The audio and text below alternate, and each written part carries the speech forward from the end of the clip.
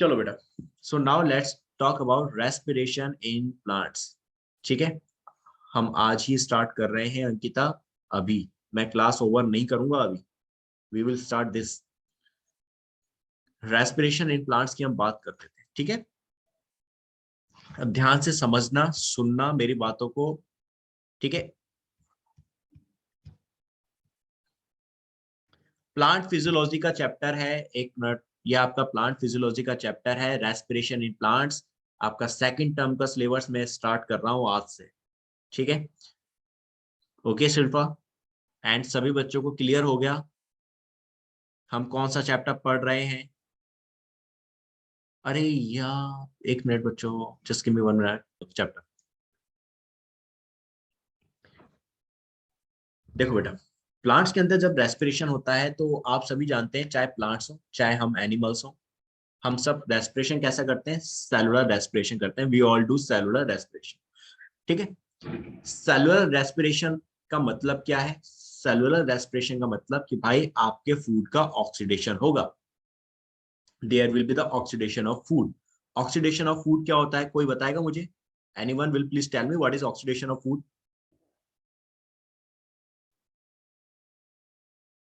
कौन बताएगा मुझे?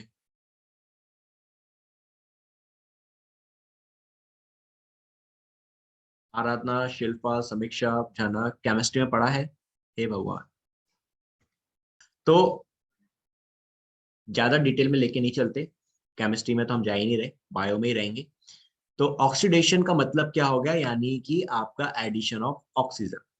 ठीक है, addition of oxygen in the presence of oxygen you can say. ठीक, आपका रिएक्शन जब हो रही है, chemical reaction in the presence of oxygen, then it is comes into oxidation. ठीक है, तो यहाँ सेलुलर रेस्पिरेशन में क्या होता है? आपके फूड का ऑक्सीडेशन होता है। ठीक है, इस चीज को मैं एक लाइन में समझाऊंगा, ऑक्सीडेशन ऑफ फूड कैसा हो रहा है। तो देखो यहाँ ऑक्सीडेशन ऑफ फूड कैसा हुआ कि भाई आपने कोई भी खाना खाया, आपने चपाती खाई या आपने नॉन वेज खाया, आपने जो खाना खाना चाहते थे आपने वो खाया, उस खाने से अल्टीमेटली आपको मिला ग्लूकोज। ठीक है, आपको अल्टीमेटली क्या मिला? ग्लूकोज। और फिर इस ग्लूकोज की हेल्प से आपको क्या मिली? दैट इज एनर्जी मिली। You will get energy. तो ग्लूकोज से जब एनर्जी मिल रही है, ये किसकी प्रेजेंस में मिलती है? इन द प्रेजेंस ऑफ ऑक्सीजन।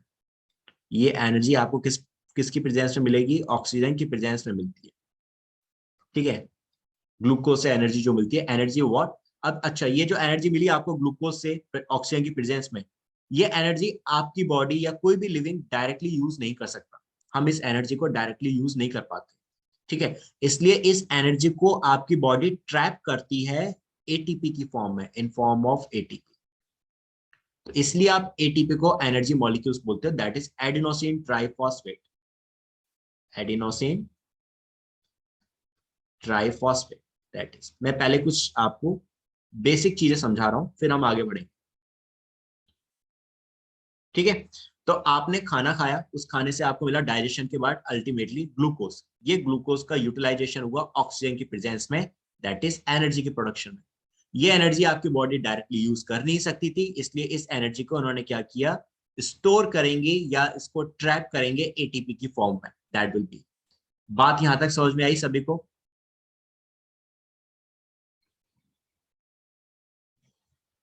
बच्चों यहाँ तक ये वाली बात यस समझ में आई? सर। छोटा एक सिंपल सा पॉइंट समझ में आया आपको, हो क्या रहा है आपकी बॉडी में? ठीक है, अपनी बॉडी से कंपेयर करते हुए चलना इजी हो जाएगा। ठीक है, फिलहाल तो ओके जना, शिल्पा, अंकिता, आशीष, सभी को ये वाली बात क्लियर?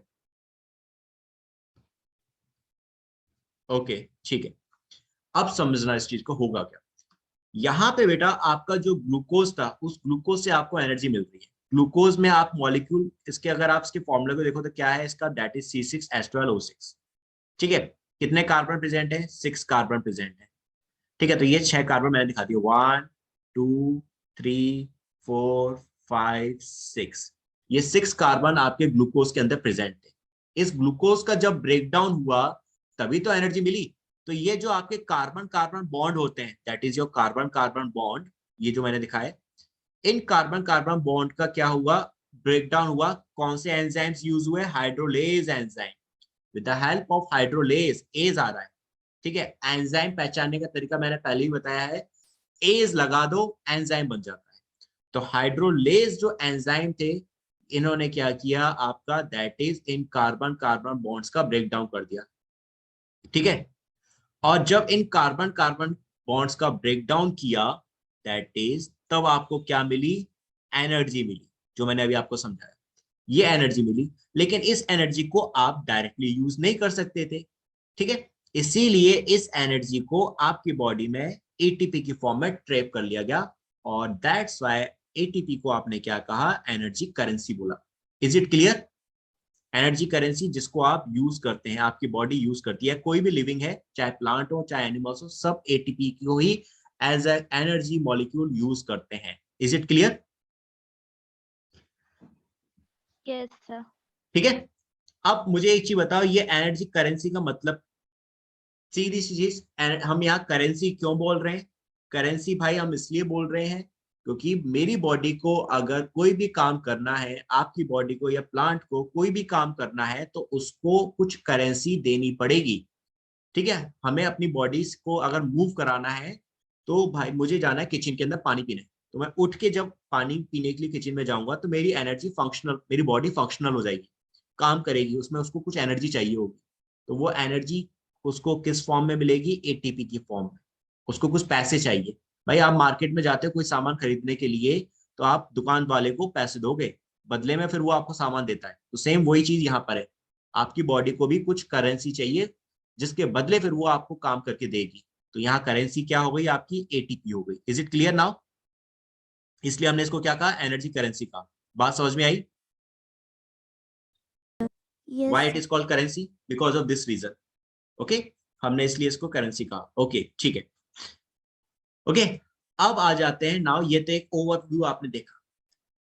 यहाँ पे फिर मैंने एक पॉइंट कुछ बताया कि आप जब फूड खाते हो, आप जब कोई भी खाना खाते हो, उस खाने में क्या क्या प्रेजेंट होता है? उस खाने के अंदर प्रेजेंट होते हैं आपके कार्बोहाइड्रेट, जो सबसे ज्यादा मिलते हैं, ठीक है। कार्बोहाइड्रेट में सबसे कॉमन क्या है, आपका ग्लूकोज।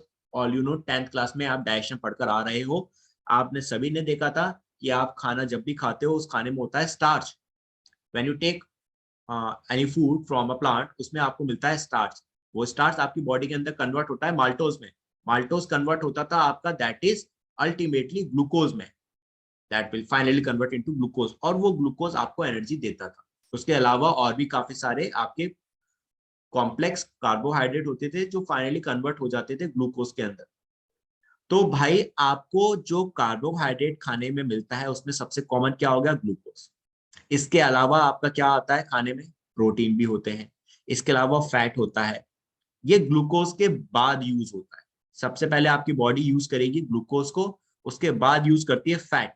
और फैट में भी आपका एनिमल के अंदर क्या होता है, दैट इज ग्लाइकोजन होता है। As you all know, plant के अंदर आपका ग्लूकोज स्टार्च की फॉर्म में स्टोर होता है, और एनिमल्स के अंदर ये आपका ग्लाइकोजन की फॉर्म में स्टोर होता था।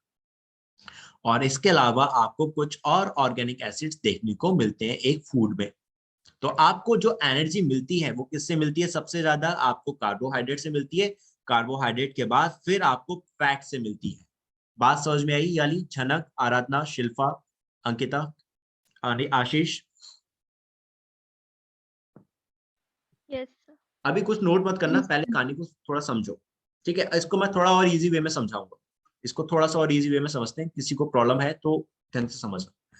भाई आपने देखा है फैटी लोग होते हैं बहुत मोटे, हट्टे कट्टे मोटे लोग होते हैं बहुत ज्यादा, हम क्या कहते हैं, उनमें फैट बहुत ज्यादा डिपॉजिट हो जाता है कि नहीं? भाई वो जब एक्सरसाइज नहीं करते, वर्कआउट नहीं करते, किसी तरह का कोई काम नहीं करते, बस खाते रहते हैं, तो उनमें फैट डिपॉजिट होने लग जाता था, उनमें फैट ज्यादा से ज्यादा बढ़ने लगता था। तो भाई जब आपके ऐसे पर्सन जिम जाते हैं, वर्कआउट करने जाते हैं, तो आप लोगों ने देखा होगा ट्रेनर सबसे पहले उनसे ये कहते हैं कि आप अपनी डाइट का ख्याल रखें, और आप ऐसा खाना खाएं जिसमें आपका कार्बोहाइड्रेट ना हो, उसमें आपका प्रोटीन्स हो, प्रोटीन फाइबर्स हो। वो उन चीजों को उनको प्रेफर करते हैं, जैसे कि सैलेड। भाई सैलेड खाओ, बॉयल्स फ्रूट वेजिटेबल्स खाओ, क्योंकि उसमें आपको प्रोटीन मिलेगा, उसमें आपको कार्बोहाइड्रेट कम मिलेगा।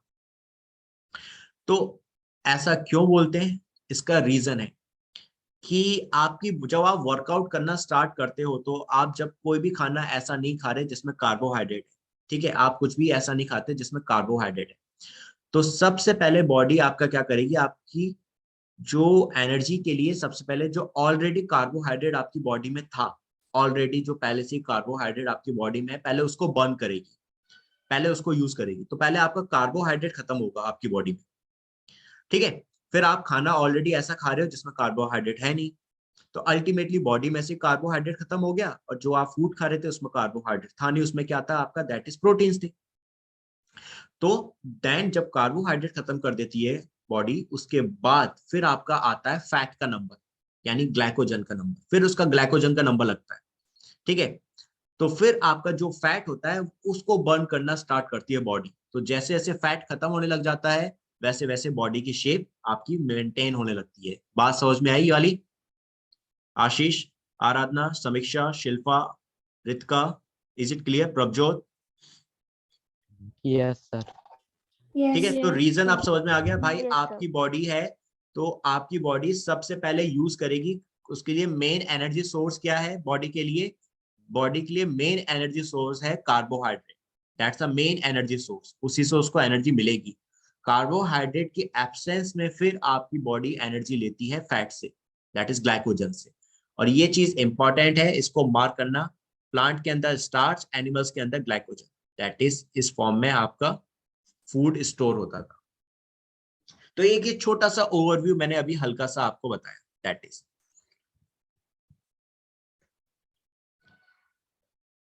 अब यहाँ पे भाई ये जो जितना भी आपका ब्रेकडाउन हुआ, आपका ग्लूकोज का ब्रेकडाउन हुआ, उससे आपको एनर्जी मिली, एनर्जी फिर आपकी यूज हुई एटीपी की फॉर्म में, ये सब किसकी प्रेजेंस में हुआ? आपके ऑक्सीजन की प्रेजेंस में हो रहा है।